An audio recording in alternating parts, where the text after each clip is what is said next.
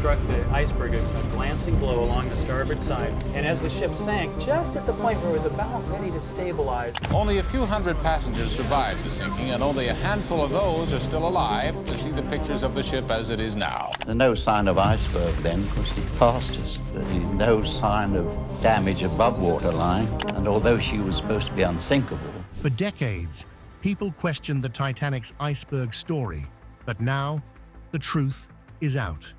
To the well deck on the starboard side, and I could see ice in the well deck. There's no sign of iceberg then, because she'd passed us. The survivors have spoken, and what they described is the part of the disaster that history doesn't want to talk about. And once you understand what really happened, you'll see why surviving haunted them far longer than the sinking itself. The Titanic has attracted conspiracy theories since the moment she sank.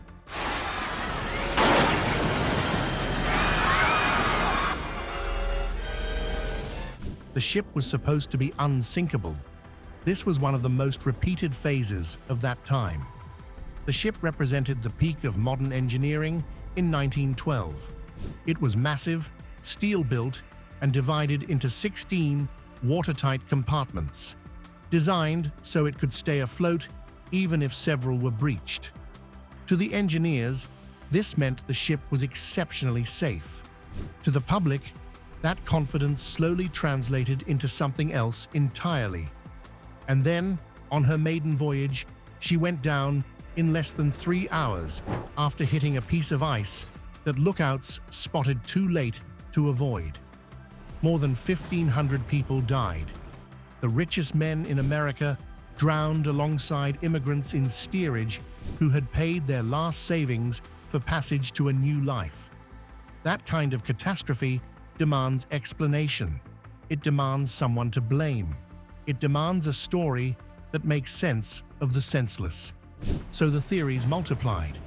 One said a coal fire weakened the hull before the voyage began. We'll get to that later. Another said RHE ship was secretly switched with her sister Olympic as part of an insurance fraud. J.P. Morgan arranged the sinking to eliminate rivals who opposed the Federal Reserve. Sabotage, cover-up, conspiracy. These theories thrive because they offer something the truth cannot: a villain, someone who planned it, someone who profited, someone whose punishment might restore the cosmic balance that 1,500 deaths had shattered. The theories also draw power from survivor testimony. If someone who was actually there, who watched the ship go down, who floated in a lifeboat while people froze to death in the water around them, if that person said something was wrong, how could you dismiss it? The survivors were the ultimate authorities. They were there. They saw it. They lived. For decades, certain phrases from survivor interviews have circulated as evidence that the official story was incomplete. We were warned. It didn't have to happen. They ignored the danger. These soundbites suggest hidden knowledge. They imply that survivors knew something they couldn't say or wouldn't say until the end of their lives. But that's not what they meant. To understand what Titanic survivors were actually saying, you have to know who they were and when they spoke. Eva Hart was 7 years old on the night of April 14th, 1912. Only a few hundred passengers survived the sinking, and only a handful of those are still alive to see the pictures of the ship as it is now. One of them is Eva Hart. She was traveling second class with her parents, emigrating from England to Canada. Her father had sold their house. Their entire future was packed into luggage aboard the ship. Her mother had a premonition before they boarded, a feeling she couldn't explain that something terrible would happen. She refused to sleep at night during the voyage. She stayed awake, fully dressed, while her husband and daughter rested. That vigilance saved Eva's life. When the ship struck the iceberg, Eva's mother was awake. She roused her husband and daughter immediately. They made it to the lifeboats in time. Eva and her mother were lowered into the darkness. Her father stayed behind. She never saw him again. Eva Hart lived until 1996. She gave interviews for decades, always returning to the same points. The ship broke in half as it sank. She saw it. She insisted on it for 70 years, while experts told her she was wrong, that her memory was faulty, that the trauma had distorted what she witnessed. In 1985, when Robert Ballard found the wreck lying in 2 pieces on the ocean floor, Eva Hart was vindicated. But the ship breaking in half wasn't a secret. It wasn't a conspiracy.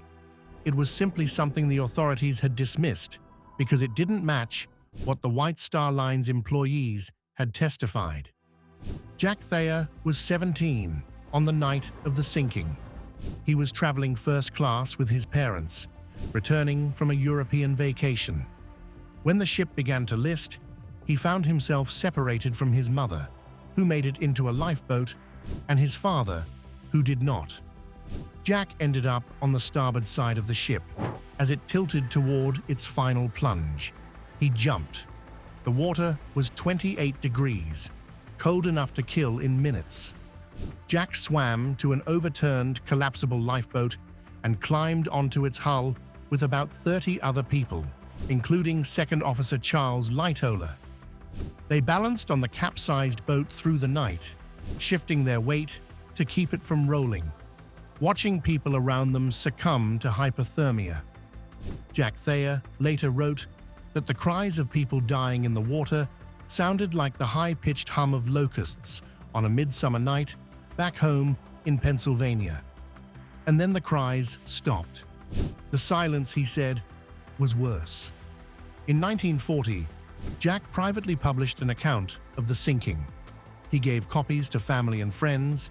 He did not seek publicity. He did not claim hidden knowledge. He simply wrote down what he remembered, including his observation that the ship had broken in 2 before sinking completely. 5 years later, after his son was killed in the Pacific during World War II, Jack Thayer took his own life. He was 50 years old, the same age his father had been when the Titanic went down. Charles Lightoller was the most senior officer to survive the sinking. He was in command of the portside lifeboats and enforced a strict interpretation of the evacuation order, women and children only. He allowed boats to leave with empty seats rather than permit men to board. Why would he do this? He could have saved a lot of lives. While his actions doomed many men, he survived by clinging to the same overturned collapsible as Jack Thayer.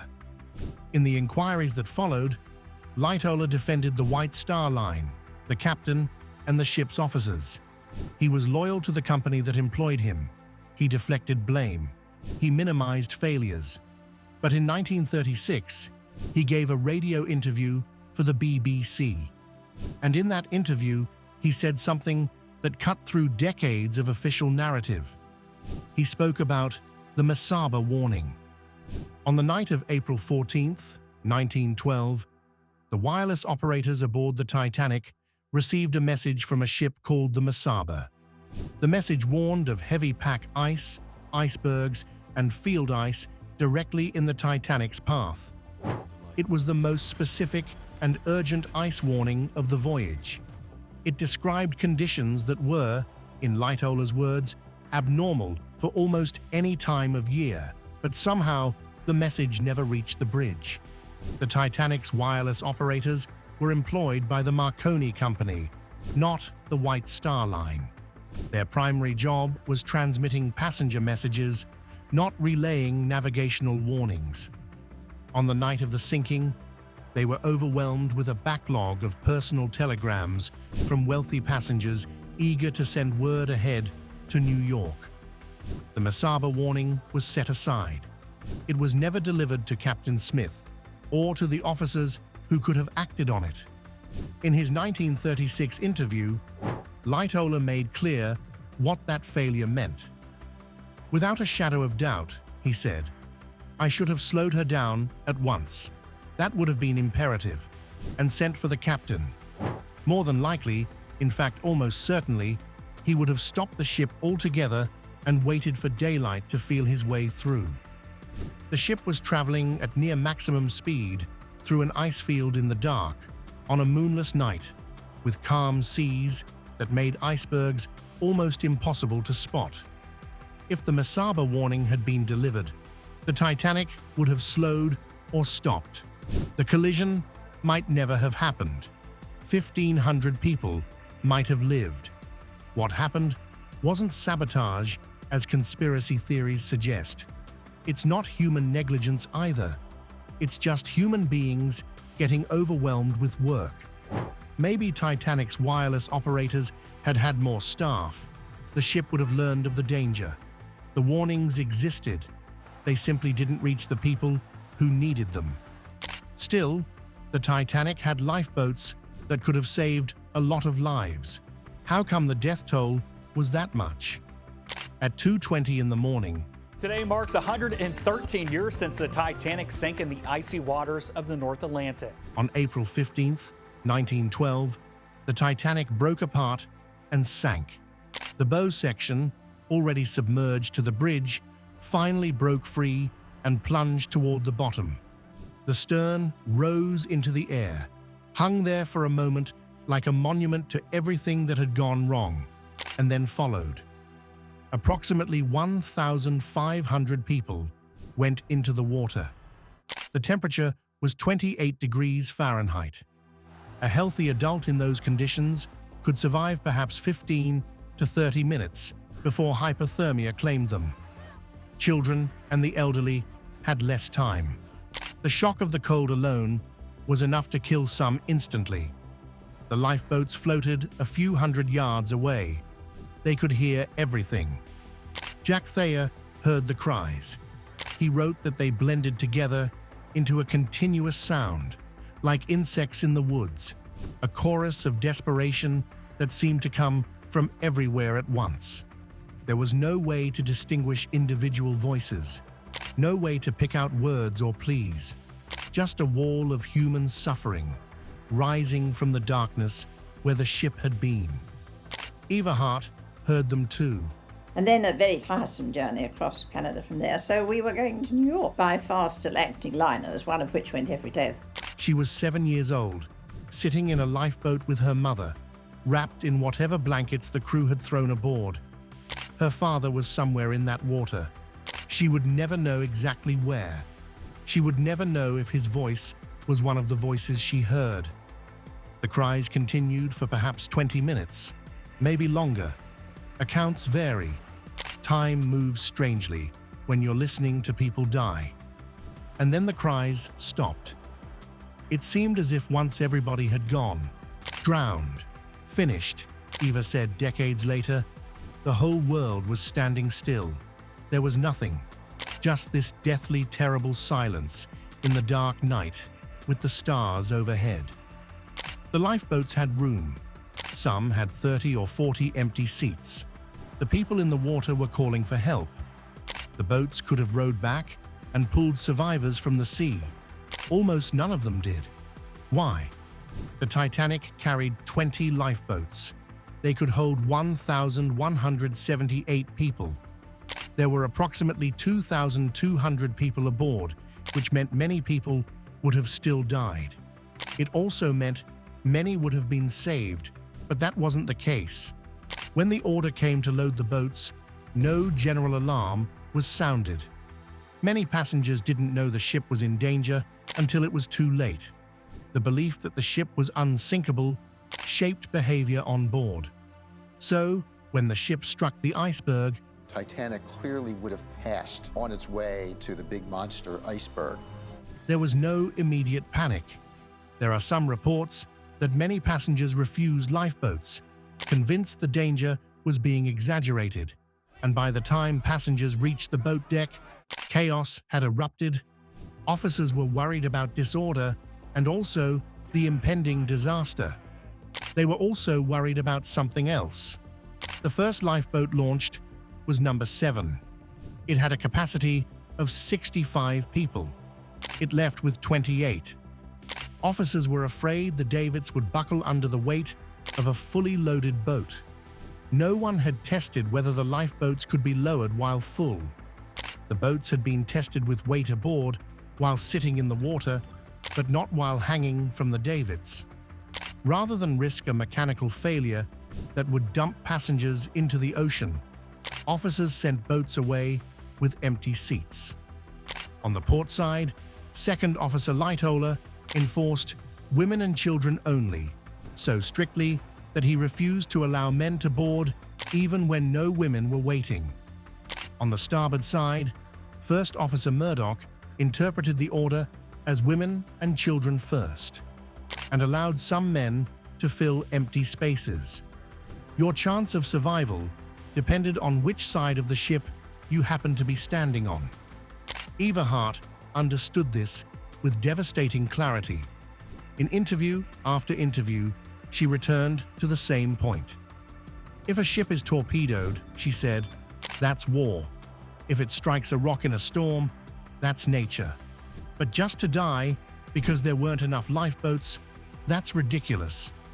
The official British inquiry noted that even the lifeboats the Titanic carried weren't used effectively.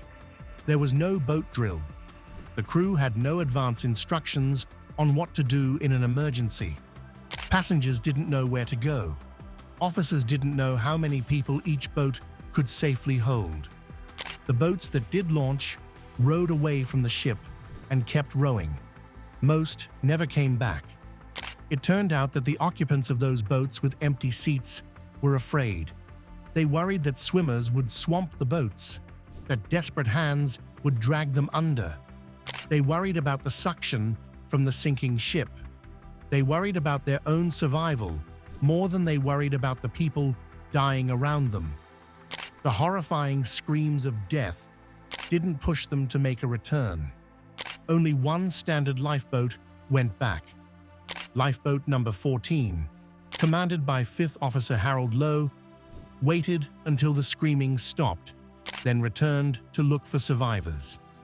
By then, most of the people in the water were dead. Lowe's boat pulled 4 people from the sea. One of them died before morning. Jack Thayer never stopped thinking about this. In his 1940 memoir, he wrote about the partly filled lifeboat that floated 100 yards away from him as he clung to the overturned collapsible. Why on earth they never came back is a mystery, he wrote. How could any human being fail to heed those cries? The Titanic didn't need a conspiracy to become a catastrophe. It needed only confidence, delay, and denial. The ship was too big to sink, so no one planned for it to sink. The ice warnings were routine, so no one treated them as urgent. The collision seemed minor at first, so passengers went back to bed. The lifeboats looked dangerous to load, so officers sent them away half empty. The swimmers might swamp the boats, so the boats didn't go back. At every stage, people made reasonable decisions based on incomplete information. At every stage, those decisions killed people who didn't have to die. That's what Eva Hart understood. That's what she spent her life trying to explain. I'm convinced that as long as this world lasts, she said, there will be this avid interest in the Titanic, because it is the one major disaster that has ever taken place in this world for which there was no excuse for one life being lost. Jack Thayer understood it too, in his own way. In his 1940 memoir, he wrote about how the disaster had changed the world's sense of security.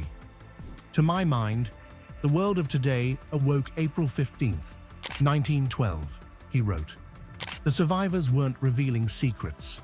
They were trying to make us understand what it meant to watch a system fail, to be trapped inside the failure, to survive it and carry the memory forever. Yet despite the revelations from the victims, conspiracies surrounding the Titanic still wouldn't end.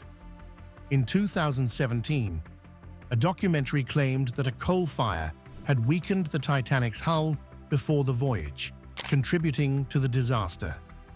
The documentary featured photographs showing a dark mark on the ship's hull and testimony from crew members about a fire burning in one of the coal bunkers. The coal fire was real. It had started before the ship left Southampton and continued during the voyage. Firemen worked to extinguish it by shoveling the burning coal into the furnaces. By April 13th, the day before the collision, the fire was reported to be out. The question is whether the fire contributed to the sinking. 7 maritime historians published a detailed rebuttal of the documentary's claims. They noted that coal bunker fires were not unusual on ships of that era. They pointed out that testimony read in the documentary was taken out of context. They found no evidence that the fire had weakened the hull enough to make a difference. The iceberg damage alone was fatal. The collision opened the first 5 compartments to the sea. The ship was designed to stay afloat, with 4 compartments flooded. 5 was too many. The weight of the incoming water dragged the bow down, allowing water to spill over the tops of the watertight bulkheads into successive compartments. Nothing could have saved the Titanic once that process began. When Robert Ballard found the wreck in 1985, he confirmed that the ship had broken in 2, just as Eva Hart and Jack Thayer had always said. He also found that there was no 300-foot gash in the hull, as some accounts had claimed. Instead, the damage consisted of a series of punctures and separations along the starboard bow, enough to flood the forward compartments, but nothing like the massive wound legend had described. The wreck proved that the iceberg was real and that it was enough. It also proved that survivors who had insisted the ship broke in half, survivors who had been dismissed for decades, had been telling the truth all along. The Titanic lies 2.5 miles beneath the surface of the Atlantic. The wreck is deteriorating, consumed by iron-eating bacteria that have turned the hull into fragile curtains of rust. Within decades, perhaps sooner, there may be nothing left but stains on the ocean floor. The grand staircase is already gone. The decks are collapsing. The ship that was supposed to last forever is being erased by time and biology. The last survivor, Milvina Dean, died in 2009. She was 2 months old on the night of the sinking. She had no memories of the ship, no stories to tell, no warnings to leave behind. She was the final living connection to April 15th, 1912, and when she died, that connection was severed forever. But the testimonies remain, the interviews, the memoirs, the words of people who saw it, who heard it, who never forgot. Eva Hart was vindicated on her claims that the ship broke in half. But vindication doesn't bring back the dead. It doesn't erase the sound of screaming. It doesn't fill the empty seat where her father should have been sitting for the next 80 years of family dinners and birthdays and ordinary days. Jack Thayer wrote his account and gave it to friends. He didn't seek fame or fortune from the worst night of his life. He just needed someone to understand. And when his son died in another war, in another ocean, the weight of both losses became too much to carry. They weren't hiding conspiracies. They were describing what happens when confidence becomes arrogance, when warnings go unheeded, when systems designed by humans fail the humans who depend on them. They were trying to explain something that can't really be explained. What it feels like to survive when so many others didn't, and to carry that survival like a wound that never quite heals. The worst thing I can remember are the screams, Eva Hart said, and then the silence.